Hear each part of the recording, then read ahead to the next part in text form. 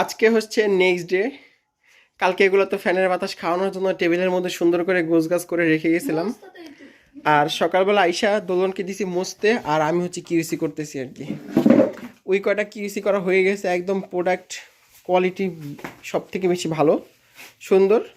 আর reject যেগুলো পাইছি, 4টা পাইছি রিজেক্ট, ওই 4টা রিপেয়ার করা যাবে।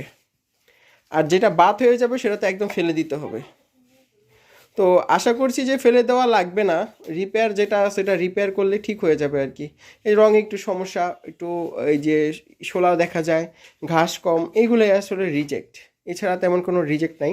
আর এই শাপলা ঝুড়িগুলো তো আমরা কিউসি করে রাখি, কিউসি করার পরে আবার যখন রঙে যায় তখন আবার একটা কিউসি করা হয়, তারপর শোলা লাগানোর সময় একটা কিউসি করা হয়, সাজানোর আগে একটা কিউসি করা হয়, সাজানোর পরে ফাইনাল কিউসি। তো তারপরেও না একটু একটু করে পাওয়া যায়।